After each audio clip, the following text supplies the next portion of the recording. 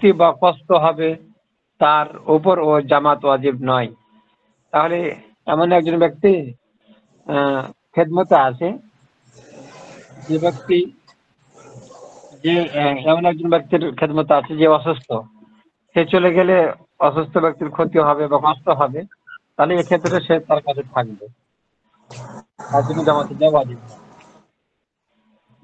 তারপরে মাসলাটা আছে, সফরে কাফেলার যাত্রার সময় হয়ে গেলে, সফরে কাফেলার যাত্রার সময় হয়ে গেলে, গাড়ি ও জাহাজ ছেড়ে দেওয়ার সময় হয়ে গেলে এবং সামান হারিয়ে যাওয়ার ভয় থাকলে জামাতে শরীক হওয়া ওয়াজিব না।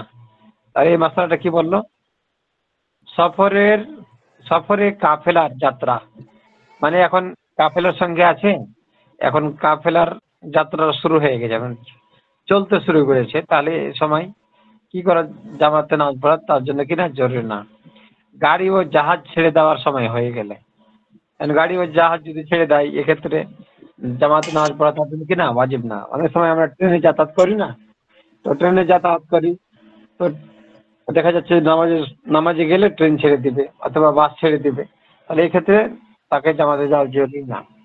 এবং সামান হারিয়ে যাওয়ার ভয় থাকলে, এমন কিছু সামান আছে যে সামানাগুলো যদি রেখে যাওয়া যায় নামাজে, তাহলে চুরি হয়ে যাবে বা হারিয়ে যাবে, তাহলে এই ক্ষেত্রে যাওয়া দরকার নেই।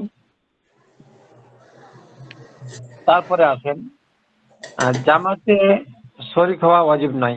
তারপরে মাসালা হচ্ছে ইস্তিনজার হাজত হলে ক্ষুধার